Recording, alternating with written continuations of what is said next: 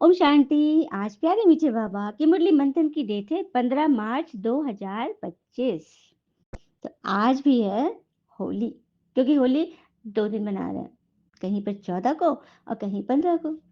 तो होली का अर्थ फिर से बता देती हूँ। होली अर्थात HOLY, होली अर्थात पवित्रता, पवित्र होली। ठीक है, पवित्र मन तन धन सब कुछ पवित्र। और दूसरा होली है होली अर्थात बीती बातें, होली मतलब बीत गई, बीती को बिंदी लगा दीजिए, फुल स्टॉप। और तीसरा है होली अर्थात हम तो भगवान के होली है। ठीक है, यह है सच्ची होली, जिससे हमारा मन हमेशा फ्रेश रहेगा। और जब किसी का मन फ्रेश रहेगा तो उससे लोगों को क्या मिलेगा, कैसे वाइब्स मिलेंगे? गुड वाइब्स, पॉजिटिव वाइब्स, है ना। तो ये चीज़ है जिससे प्रकृति को भी आराम मिलती है। मनुष्य को तो मिलता ही है, प्रकृति भी बहुत खुश होती है। चलिए सुनते हैं बाबा ने क्या बोला। मीठे बच्चे, अब वापस घर जाना है, इसलिए देह सही देह की सब विकारी बातों को भूल जाओ और एक बाबा को याद करो। यही है सच्ची गीता का सार। बाबा किन बातों को भूलने बोल रहे हैं? उन व्यर्थ बातों को। बीती को बिंदी लगा दो ना, सेकंड पहले भी कुछ व्यर्थ हो गया है उसको दिमाग से तुरंत हटा दो, क्योंकि फिर तुम्हारा दिमाग वो हैक कर लेता है। जैसे हैकर होता है ना, हाँ, आपका कैसे बैंक अकाउंट हैक कर लेता है साफ, उसी तरह से ये व्यर्थ बातें हमारे मन के बैंक को लूट लेता है। तो उन सब बातों को भूल जाओ। यही है सच्ची गीता का सार। गीता में है ना, जो हुआ अच्छा, जो हो रहा है अच्छा, और जो होगा ना वो बहुत बहुत बहुत अच्छा। मन का हुआ तो अच्छा, मन का नहीं हुआ तो बहुत बहुत अच्छा, क्योंकि उसमें ईश्वर की मर्जी शामिल होती है। ठीक है, अब कहाँ पे कोई गुंजाइश ही नहीं है किसी बात में फंसने का, अटकने का, भटकने का, है ना। प्रश्न है, तुम बच्चों का सहज पुरुषार्थ क्या है? उत्तर, बाबा कहते हैं तुम बिल्कुल चुप रहो। चुप रहने से ही बाबा का वर्षा ले लेंगे। चुप रहो अर्थात ऐसा नहीं कि कोई काम की बात बोलो और हम नहीं, हम तो चुप हैं, तब तो बहुत केओस हो जाएगा। वहां पे चुप रहो जहाँ पे बोलने की कोई दरकार नहीं है। 2 शब्द की कहना है, वहां पे 50 शब्द क्यों कहे, व्यर्थ वाणी में क्यों जाए। ठीक है, शांत रह जाओ, वहां से हट जाओ, किनारा कर लो जहाँ पे बहुत केओस हो रहा है। बाबा को याद करो, बाबा शक्ति देंगे। सृष्टि चक्र फिराओ, बाबा की याद से तुम्हारे विकर्म विनाश होंगे, आयु बड़ी होगी, और चक्र को जानने से तुम चक्रवर्ती राजा बन जाएंगे। यही है सहज पुरुषार्थ, इजी वे में बाबा के लेसन को समझना। ठीक है, ओम शांति। मीठे मीठे रूहानी बच्चों प्रति रूहानी पिता फिर से समझा रहे हैं। रोज रोज समझानी देते हैं ना बाबा। बच्चे तो समझते हैं, बरोबर हम गीता का ज्ञान पढ़ रहे हैं, कल्प पहले मुआफिक मुरली, यही तो है गीता का ज्ञान। रोज रोज हम गीता ही तो पढ़ रहे हैं, तभी तो मन गीत गाते रहता है ना। कल पहले मुआफिक पहले भी पढ़े थे, अभी भी पढ़ रहे हैं। परंतु ये बात सबको बताना है कि ये पढ़ाई को श्री कृष्ण जी नहीं पढ़ाते, ये स्वयं परमपिता परमात्मा हमको पढ़ा रहे हैं। वही तो हमको फिर से राजयोग सिखला रहे हैं। हम अभी डायरेक्ट भगवान से सुन रहे हैं। भारतवासियों को सारा मदार ही गीता पर है। उस गीता में भी लिखा हुआ है ना, रुद्र ज्ञान यज्ञ रचा। गीता में लिखे हुए बोल है, भगवान उवाच कि मैंने आकर रुद्र ज्ञान यज्ञ रचे। तो कब आते हैं, कहाँ पर रचते हैं, किस लिए रचते हैं, क्या फायदा होना है, कौन बच्चे जानेंगे इस यज्ञ के बारे में, यह तो बताया ही नहीं गया। तभी तो परमात्मा को स्वयं आना पड़ा है बताने के लिए कि मैं पूरी सृष्टि में रुद्र ज्ञान यज्ञ रचता हूँ। सारी सृष्टि के लोग हैं ना बाबा के बच्चे, हाँ, जो और धर्मों में कन्वर्ट हो गए वो सारे ही इसमें पहुंचे हुए हैं। तो ये यज्ञ भी है और पाठशाला भी है। बाबा जब सच्ची गीता के सुनाते हैं तो हम सदगति को पाते हैं। मनुष्य यह नहीं समझते, सदगति अर्थात साथ लेके जाएंगे। पहले शांति धाम जाएंगे, वाया शांति धाम स्वर्ग पहुंचेंगे हम, स्वर्ग। किसी से पूछो बड़े बड़े महानता महात्मा संत आदि से, तो नेति नेति कहते चले जाते, कहते न इति न इति, मतलब ईश्वर की गति मति ईश्वर ही जाने, हमें नहीं पता। सच्ची गीता तो सच्चा पिता ही आकर सुनाते हैं। यह विचार सागर मंथन करने की बातें। हाँ, जो सर्विस पर होंगे उनका अच्छी रीति ध्यान जाएगा। बाबा ने कहा हर चित्र में जरूर लिखा हुआ हो, ज्ञान सागर पतित पावन, गीता ज्ञान दाता, परम प्रिय, परम परम पिता, परम शिक्षक, परम सदगुरु शिव भगवान उवाच। यह अक्षर तो जरूर लिखो तो मनुष्य समझ जाए, त्रिमूर्ति शिव परमात्मा ही गीता का भगवान है, न कि श्री कृष्ण जी। सुना, ये अक्षर लिख दो, बता दो। पहले शुरू में ना ब्रह्मा कुमारी लोग इतना बोलने में घबराती थी कि कैसे कहेंगे, लोग किस तरह से रिएक्ट करेंगे, क्या समझेंगे। लेकिन अब तो पूरे वीडियोस बने हुए हैं, अब खुले आम भगवान का ये संदेश है, फरमान है कि अब सबको बताओ, क्योंकि अब लास्ट समय एकदम आ गया है, अब नहीं तो कब नहीं, इसीलिए हम लोग खुले तौर पे बोलते हैं। और ये हम सबको पता भी है, जिस वक्त गीता ज्ञान हो रहा था, पता है ना, एक तेज लाइट चमका था, जो अर्जुन अपने आंखों पर हाथ रख लिया था और कहा था बस करो प्रभु, मुझसे सहन नहीं होता। तो वो लाइट, वो हजारों सूर्यों से तेज लाइट किनका था? वही तो थे परमात्मा शिव, वो निराकार ज्योति, जो श्री कृष्ण के तन में प्रवेश होकर के ये गीता ज्ञान दिए, और वो भी किस समय? महाभारत युद्ध के समय। तो महाभारत अर्थात, ये भी समझना चाहूंगी, ये सिर्फ भारत की बात नहीं है, पूरा विश्व, पूरे विश्व की बात है। पूरा विश्व ही भारत था, और पूरे विश्व में जिस तरह से लड़ाई की जो चल रही है दौर, और जिस तरह से हर घर में, हर मन में गृह युद्ध चल रहा है, ये वही महाभारत का समय और धर्म ग्लानि का समय भी आ गया है। पिता पुत्र से, भाई भाई से, हाँ, किसी भी नारी के साथ जिस तरह से मतलब अत्याचार हो रहा है, ये सब हम देख रहे हैं। छोटे छोटे बच्चों को भी लोग नहीं छोड़ रहे, हो रहा है ना धर्म ग्लानि। हम्म। तो इसी समय स्वयं परमात्मा शिव कृष्ण जी के तन में, तो कृष्ण जी कौन है? ये जो लेखराज दादा इस संस्था के फाउंडर, उनके तन में, जो कि श्री कृष्ण के 84वां जन्म है, श्री कृष्ण का पहला जन्म है सत्युग में, वन पार्ट, वन एक्ट, सबसे पहला ड्रामा का पहला एक्ट सत्युग में। उसके बाद वही श्री कृष्ण जी धीरे धीरे जन्म मरण में आते आते आते अभी लास्ट के जन्म में लेखराज दादा के रूप में वही हैं। तो उनके तन में परमात्मा शिव ने प्रवेश किया, शिव बाबा ने, और उनके मुख से जो गीता ज्ञान निकल रहा है, ये मुरली, यही तो है वो रहस्य। तो अब ये बात सबको बतानी है, क्योंकि जो ओटे सो अर्जुन, जो इसको समझेगा वही अर्जुन बनेगा और उसी की जीत होगी। आ रहा समझ में? हम्म। तुम्हारा सारा मदार गीता पर है, बाबा ही आकर सच्ची गीता सुनाते हैं, बाबा रोज रोज इस पर समझाते हैं। बच्चे तो आत्मा ही, बच्चे तो आत्मा ही है। बाबा कहते हैं कि बच्चे तुम तो आत्मा ही हो ना, तो फिर आत्मा समझ के मुझे याद करो। दुनिया में तो गाते हैं दुख में सिमरन सब करे, सुख में करे ना कोई, परंतु सुख कब है, दुख कब है, कब आता, कितना कितना उनकी आयु हुई है, कोई नहीं समझते। हमारी सब बातें हैं गुप्त। तुम हो रूहानी मिलिट्री, अर्थात तुम मिलिट्री हो लेकिन रूहानी गुप्त हो। तुम्हारी आत्मा है मिलिट्री मैन, ठीक है? बाकी ऊपर से तो तुम सिविल ड्रेस में घूम रहे हो, लेकिन हो तुम मिलिट्री मैन। शिव बाबा की शक्ति सेना, हमें बच्चे हैं, इसका अर्थ कोई नहीं समझ सकता, शक्ति सेना कहाँ है? देवीवादी की इतनी पूजा होती है, परंतु उनकी बायोग्राफी को नहीं जानते कि देवियाँ कैसे बनी है, कब थी, कब इन्होंने इतने कर्म किए, तो जो आज इतना पापाचार बढ़ रहा है और इनकी पूजा भी एकदम बढ़े जा रही है। कुछ तो रहस्य होगा ना, तभी भगवान आके बता रहे कि तुम बच्चे ही बनते हो। यहाँ का एम ऑब्जेक्ट क्या है? नर से नारायण, नारी से श्री लक्ष्मी बनना। हम्म। तो देवी देवता जैसा बनना, तो जो इस पढ़ाई से जितनी अच्छी रीति धारण करेंगे और कराएंगे, वो उतनी ऊंचे देवी देवता बन जाएंगे, इष्ट देव देवी बनेंगे। हम्म? हमारा ही तो वो जड़ मूर्त है। अभी हम चैतन्य में हैं, सबकी सेवा कर रहे, सबको भगवान का परिचय दे रहे, सबके लिए अच्छा अच्छा सोच रहे हैं, है ना? तो ऐसे ही तो बनना है।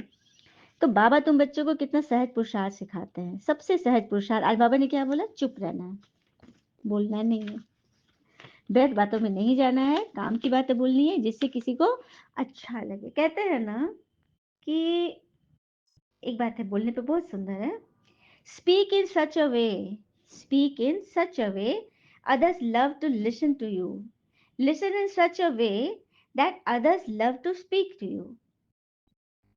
इसका अर्थ है ऐसे बोल बोलो कि दूसरे आपकी बात सुनना पसंद करे, इस तरह बातें सुनो कि दूसरे आपसे बात करना पसंद करे। आप उनकी बात बहुत प्यार से सुन रहे हो तो दूसरे को भी अच्छा लगे ना आपसे बात करने का।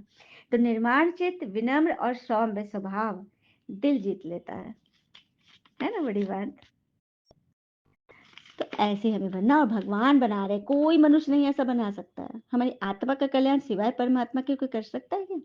हाँ, जितना आप मन बनाएंगे उतना उच्च पद मिलेगा, क्योंकि राजधानी बन रही है। अविनाशी ज्ञान रत्नों का दान ही नहीं करेंगे तो फिर रिटर्न में क्या मिलेगा? क्या मिलेगा?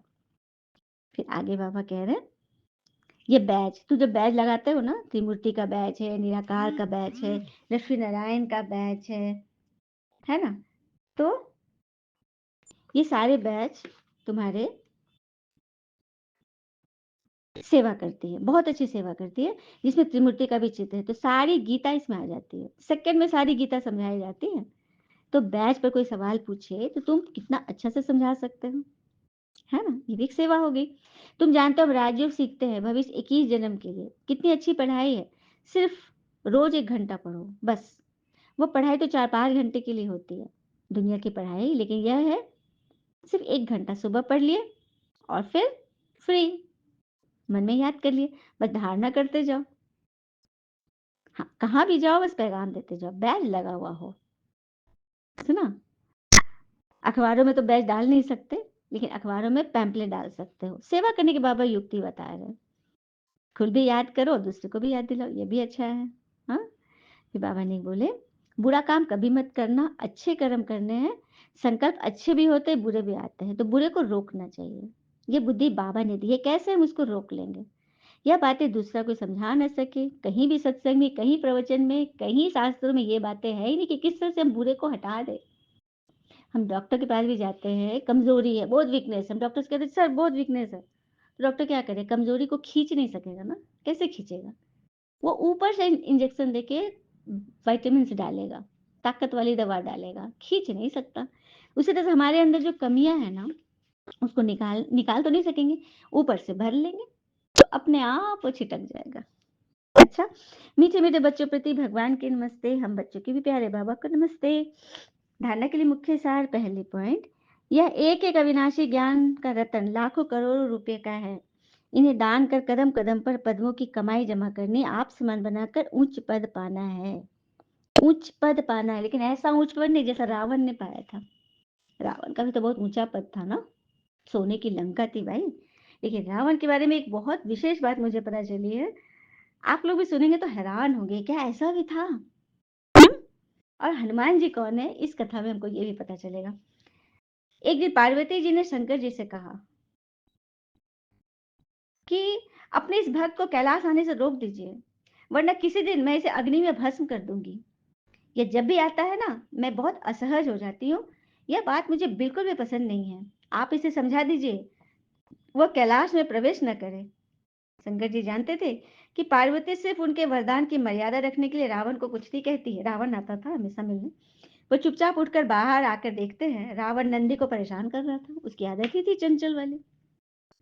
शंकर जी को देखते हुए हाथ जोड़कर प्रणाम करता है, प्रणाम महादेव, आओ दशानन, कैसे आना हुआ? मैं तो बस आपके दर्शन के लिए आ गया था महादेव।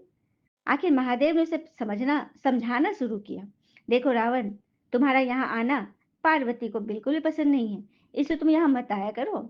महादेव, यह आप क्या कह रहे हो? आप ही ने तो मुझे किसी भी समय आपके दर्शन के लिए कैलाश पर्वत आने का वरदान दिया था ना। लेकिन तुम्हारे क्रियाकलापों से पार्वती परेशान रहती है, और किसी दिन उसने तुम्हें श्राप दे दिया तो मैं भी कुछ नहीं कर पाऊंगा। इसीलिए बेहतर यही है कि तुम यहाँ पर न आओ। मैं तो बस आपके दर्शन के लिए आ गया था महादेव, और अब आप ही अपने वरदान को वापस ले रहे हो। ऐसी बात नहीं है रावण, इसलिए बेहतर यही है कि तुम यहाँ पर न आओ, फिर आपके वरदान तो मिथ्या हो गया ना महादेव। अरे वैसा कुछ नहीं है, मैं तुम्हें एक और वरदान देता हूँ। तुम जब भी मुझे याद करोगे मैं स्वयं ही तुम्हारे पास आ जाऊंगा, लेकिन तुम अब किसी भी परिस्थिति में कैलाश पर्वत पर तो मत ही आना। अब तुम यहाँ से जाओ, पार्वती तुमसे बहुत रुष्ट है। रावण चला जाता है, समय बदलता है, हनुमान जी रावण की स्वर्ग नगरी लंका को जलाकर राख करके चले जाते हैं, और रावण उनका कुछ भी नहीं बिगाड़ सकता। वह सोचते सोचते परेशान हो जाता है कि आखिर उस हनुमान में इतनी शक्ति आई कहाँ से। परेशान होकर वह महल में स्थित शिव मंदिर में जाकर शंकर जी की प्रार्थना का आरंभ कर देता है।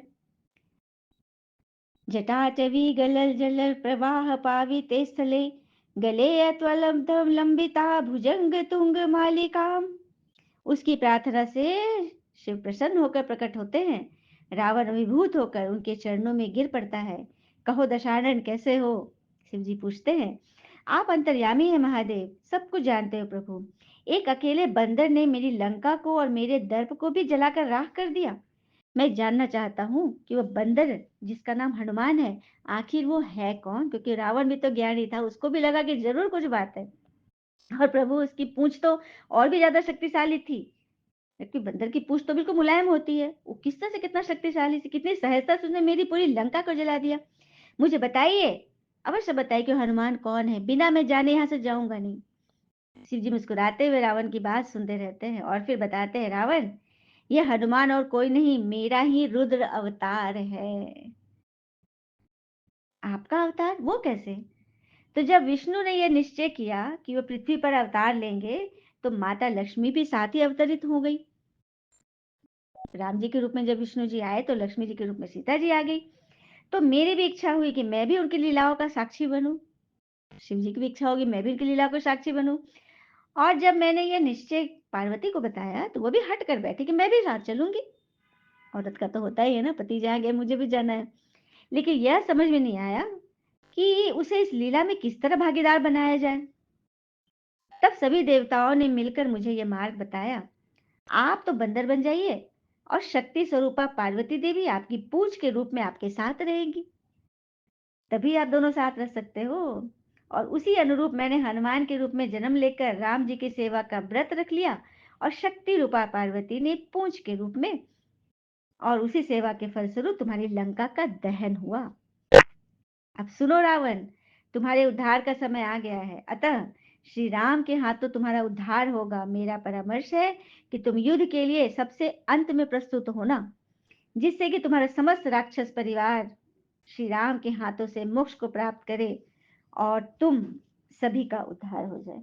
क्योंकि तुम पहले आ जाओगे तो युद्ध ही खत्म हो जाएगा ना, फिर वो लोग बच जाएंगे। इसीलिए तुम्हें पूरे राक्षस जाति सहित तुम्हारा संहार करने से तुम अंत में जाना।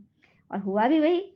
रावण को सारी परिस्थिति का पहले से ही ज्ञान होता है, और उस अनुरूप वह युद्ध की तैयारी करता है और अपने पूरे परिवार को राम जी के समक्ष युद्ध के लिए पहले पहले भेजता रहता है, और सबसे अंत में मारा जाता है। सुना?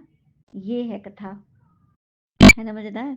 तो उच्च पद पाना है तो ऐसा पाओ जिससे कि तुम्हारे द्वारा सबका भला हो। दूसरी पॉइंट है, विकर्मों से बचने के लिए देही अभिमानी रहने का पुरुषार्थ करना है। मनसा में कभी बुरे संकल्प आए तो उन्हें रोकना है, अच्छे संकल्प चलाने हैं। कर्मेंद्रियों से कोई भी उल्टा कर्म नहीं करना है। वरदान है, रूहानियत के प्रभाव द्वारा फरिश्तेपन का मेकअप करने वाले सर्व के स्नेही भव। रूहानियत के प्रभाव द्वारा फरिश्तेपन का मेकअप। आज मेकअप हम कितना खर्चा करते हो, यहाँ पे कोई खर्चा नहीं, ऐसा मेकअप हो जाएगा कि बस आप फरिश्ता बन जाओगे, सबके स्नेही बन जाओगे। तो जो बच्चे सदा बाप दादा के संग में रहते हैं, उनके संग का ऐसा रंग लगता है कि हर एक के चेहरे पर फरिश्तेपन का मेकअप ऑटोमेटिक हो जाता है। उनके चेहरे से वो जो नूर टपकता है ना, यही है वो मेकअप भगवान के संग का। ठीक है? जैसे मेकअप करने के बाद कोई इंसान कैसे बदल जाता, आज देखो ना। एक हंसी की बात बता रही हूँ। किसी कन्या को कोई देखने आ रहे थे शादी वाले, और उसने मेकअप किया, वो सांवली सी थी, मेकअप किया हुआ था। तो उन लोगों को थोड़ा शक हो गया, उन्होंने बोला मुंह धुलाइए। और जब मुंह धुला के आया तो फिर रिश्ता नहीं किया, क्योंकि एकदम रंग कम था उसका। तो आज मेकअप से कैसे चेहरा सबका बदल जाता है ना। तो हमें एक वैसा मेकअप करना है कि जो कितना भी पानी डालो वो धुल नहीं सकता, क्योंकि वो आत्मा की चमक है। तो ऐसा मेकअप सबको चाहिए ना, हम्म, जिससे भगवान खुश हो जाए। तो ऐसा मेकअप सब कुछ नहीं बना देगा। स्लोगन, योग तथा दिव्य गुणों की धारणा ही वास्तविक पुरुषार्थ है। ज्ञान योग तथा दिव्य गुणों की धारणा ही वास्तविक पुरुषार्थ है। मातेश्वरी जी का अनमोल महावाक्य, कर्म बंधन तोड़ने का पुरुषार्थ। तथा कर्म बंधन मतलब किसी की बात में हम फंस गए, उसी में अटक गए, ये है कर्म बंधन। संबंध अर्थात कोई कैसा भी बात बोले, हमें सब बाबा को शेयर करके खुश हो जाना है, तो बन जाएगा कर्म संबंध। अव्यक्त इशारे, सत्यता और सभ्यता के आज की पॉइंट है, आपके बोल स्पष्ट भी हो, उनमें श्रेय भी हो, नम्रता हो, मधुरता हो और सत्यता भी हो, लेकिन स्वरूप की नम्रता भी हो। नम्रता से बोल में नहीं, स्वरूप की नम्रता। इसी रूप में बाबा को प्रत्यक्ष कर सकेंगे। निर्भय हो लेकिन बोल मर्यादा के अंदर हो, फिर आपके शब्द कड़े नहीं मीठे लगेंगे। तो नम्रता का कवच धारण करो, नम्रता का ये मंथन जो बाबा के द्वारा बोला जा रहा है उसे सुनो और सुनाओ। फरिश्तेपन का मेकअप करो और कराओ। ओम शांति। हैप्पी होली। सभी का दिन सदैव अच्छा बीते। हर शुभकामना मनोकामना पूरी हो। ओम शांति। शुक्रिया बाबा, शुक्रिया।